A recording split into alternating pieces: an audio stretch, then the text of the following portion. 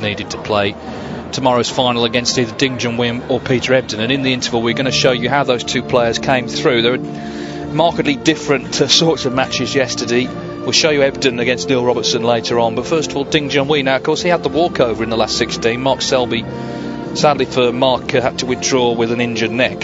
So yesterday Ding was up against ALICARTER, and he played well. As we pick it up in frame 7, he's already leading 4-2, so he just needs one more for victory. Here he is at the table, leading by 5 points.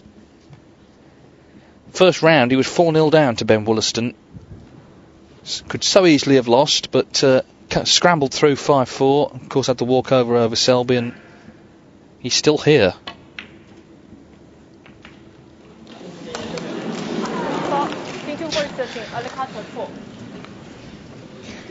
Well, that was so unfortunate to going off the black. Good cut to the middle. And what made it so special against Ben Wollaston was that he really did buckle down and try hard. I've seen in the past that he has tended to give in sometimes, but not that time. He's a very difficult player to read, I think, Ding. He plays so well, world-class snooker, as good as anyone at times, and other times just can't do it.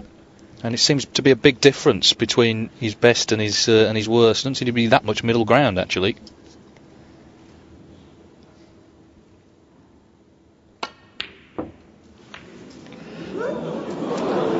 Oh, well, if Ding was unlucky last time, ALICARTER doubly unlucky that time. Well, Q taking a bit of a battering. Wasn't the Q's fault, it was just bad luck. It doesn't matter about the black. Yeah, he's not the black in. This is the important thing. He's left the red on. 7 points. Won't really come into it, except that the black's back on its spot again.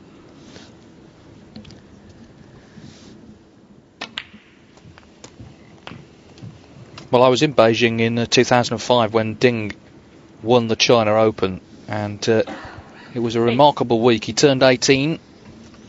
He was very shy and unassuming, still is in many ways, but you could just see a national hero being formed right in front of your eyes. They didn't know him before that, and the final against Stephen Hendry had a total viewing audience in China of 110 million, so all of a sudden he went from a complete unknown, as I say, to a national sporting icon. And snooker, perhaps more importantly, became one of the biggest sports in China, 17. and that's why there's going to be 5 ranking events there next season. It all dates back to that China Open this young man won.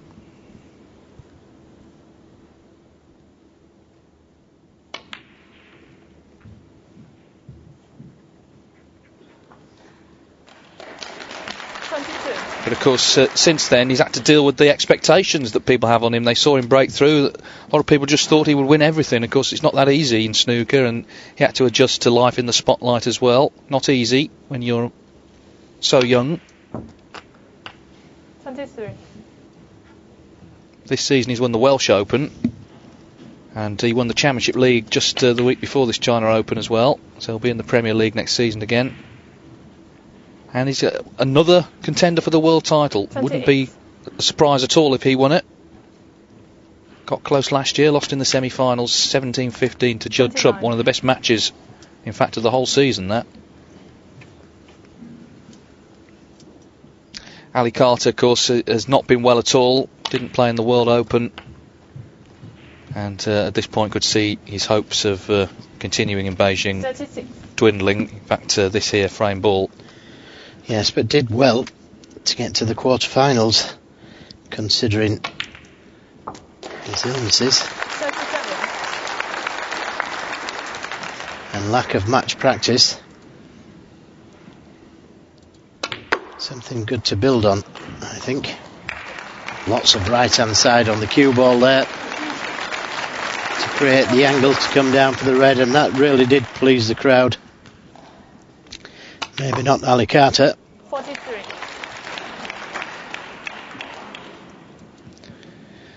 Well, a popular win, of course, as it will be if he can beat Peter Ebdon later on.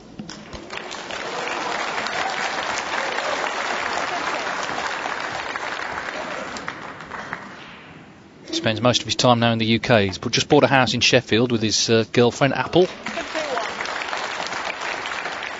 Quite literally the apple of his eye.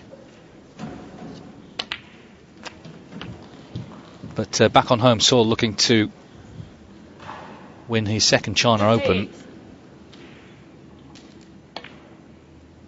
Maybe he's just relaxed a little since scrambling through against Wollaston. He could so easily have been out in the first round. In fact, he's now through to the semi-finals.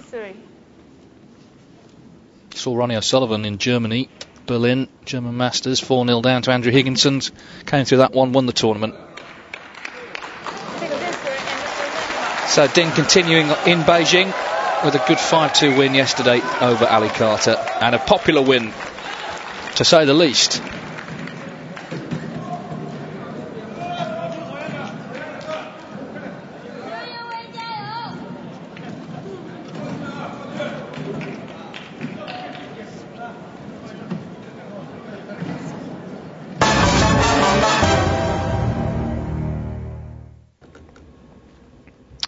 Pace of play in the other match yesterday a little more moderate, it was fair to say. It was quite a marathon this. Peter Ebdon against Neil Robertson.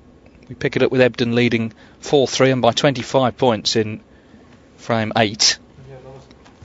Robertson had a lot of chances early on and wasn't killing the frames off, just allowed Ebdon to start to dictate the kind of pace of play. And there again in that shot, he didn't get the white where he wanted it, just gave Ebdon a chance here. But Ebdon really got hold of him, I think, yesterday and refused to let go.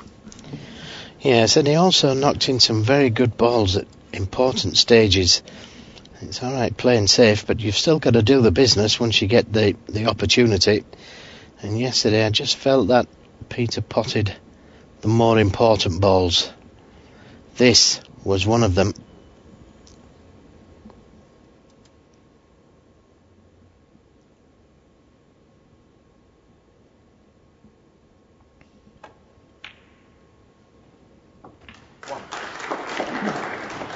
That was a very good shot, and that earned him the right to come into today's semi-final. Yes, Peter Ebdon had gone off the boil quite badly. He reached the quarterfinals here last year, but no further than the last 32 prior to this season, and out of the top 16, and looking for a while like he might drop out of the top 32, but it's just all come back together again. He's become a vegan. He thinks that's made a big difference. He says he's got more energy, he feels he's slimmer, he feels a lot healthier in himself. And well, we've seen vintage Ebdon this week, really. 3 great wins: Matthew Stevens, John Higgins, and now Neil Robertson. He's just so tough to beat when he's playing well. He's so determined. He plays a methodical pace. It's difficult for players to play to their own rhythm when they've been sat in the chair for so long.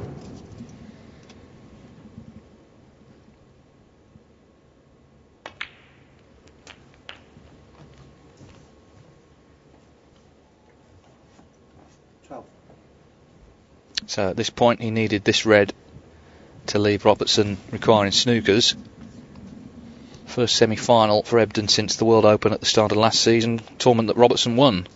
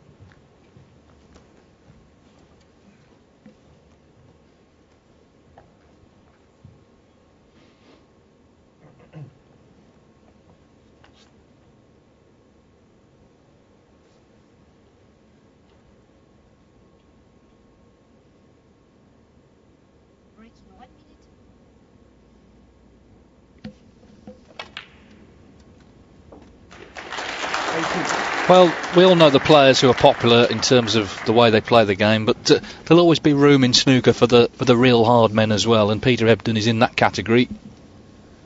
Terrific will to win and determination. Even there, taking no chances, just rolling up behind the pink. It was a long old match. Neil Robertson, I think, would reflect that he had enough chances to win it early on, but Ebdon just kept hold of him and eventually came past him. He won the last 3 frames actually from 3-2 down to win 5-3, and it set up the match we're watching later on today, which is Junhui against Peter Ebdon, the second semi-final of this China Open.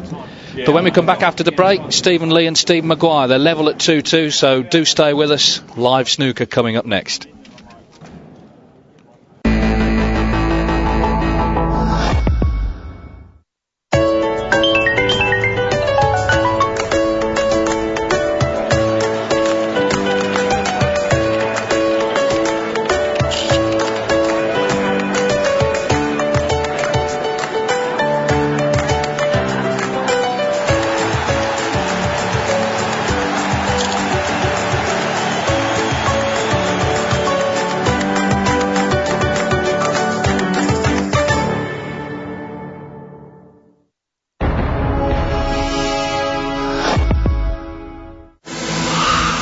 It's curling's perennial question. Can any of the Europeans outshoot the Canadians? Well, of course they can. But which team could it be? Watch the Body and Mind Games in Switzerland and listen to the Stones. Monday at 9:45, the World Curling Championship live from Basel on Eurosport. Basel, official host city of the World Men's Curling Championship. Welcome back to the Beijing University Students' Gymnasium. That, of course, the venue for the China Open. It's day 6 of 7, semi-finals day. Stephen Maguire 2, Stephen Lee 2. It was 2-0 to Maguire. He was going well in the third. He missed a red to the middle. It all turned round. Lee won the next 2, and they'll be back shortly to continue. Later on, Ding Junhui against Peter Ebdon. And 3 weeks today, 3 weeks and an hour, in fact, it'll be the start of the Betfred.com World Championship at the Crucible Theatre in Sheffield. All 17 days of that